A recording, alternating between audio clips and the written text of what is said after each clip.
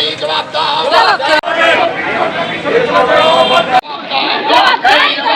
বিদ্যুতের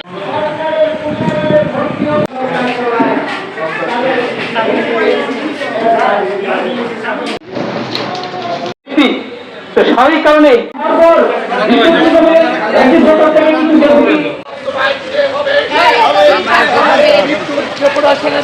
বিদ্যুৎ সরবরাহের দাবি ন্যায্য দাবি বিদ্যুৎ বিভ্রান্তি দূর করার দাবি ন্যায্য দাবি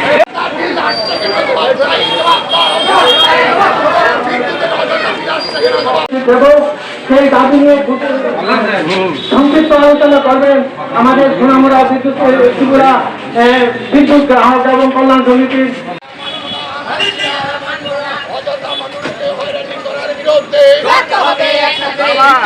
হয়রানি করা মানছিলাম। Thank you.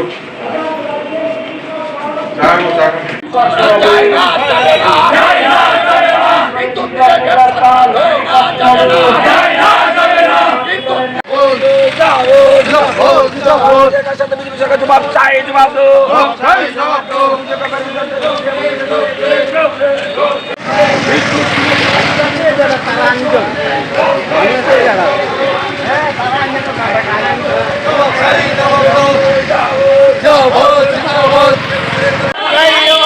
বিদ্যুৎ বিল অবিলম্বে প্রত্যাহার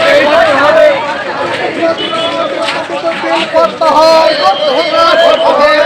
হবে তোমায় দিতে হবে মিটার লাগাতে দিচ্ছি না দেব না মিটার লাগাতে দিচ্ছি না দেব না লড়াই চলছে সংগ্রাম চলছে আমাদের দাবি ন্যায্য দাবি অযথা বিদ্যুৎ হয়রানি বন্ধ করার দাবি ন্যায্য দাবি লড়াই চলছে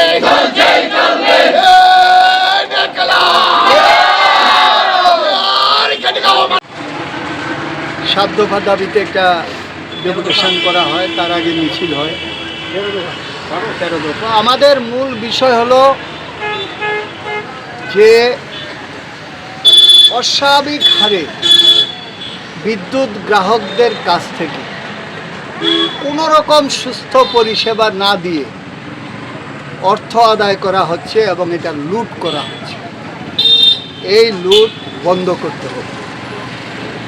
আমরা জানি যে কোনো একটা জিনিসের দাম ঠিক হয় তার উৎপাদন যা খরচ আছে, পারিপার্শ্বিক যা খরচ আছে, তার সাথে সরকার বা নিগম তার লাভালাভ রেখে তারপরে ঠিক হয় এটার দাম কত। একটা বিস্কিট এনার্জি চার্জ যদি 1 টাকাও উঠে, 6 মাস যদি আপনি বাড়িতে না থাকেন, যেখান থেকে আপনি কলকাতা চলে গেছেন, 6 মাস আপনার বাড়িতে কোনো লাইট জ্বলেনি, কিছু চলেনি, কিন্তু সরকারের যে ডিসিশান সেটা হলো অন্যান্য যে চার্জগুলি আছে সেটা কিন্তু আপনাকে বাধ্যতামূলক দিতে হবে।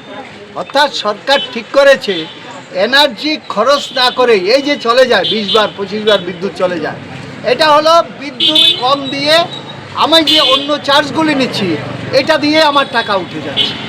এইটা তারা চিন্তা করছে যে এনার্জি কম দিয়ে, মানুষকে সাপ্লাই কম দিয়ে, পরিষেবা কম দিয়ে, কিন্তু টাকা আমি বেশি নেব, টাকা লুট করে নিচ্ছি।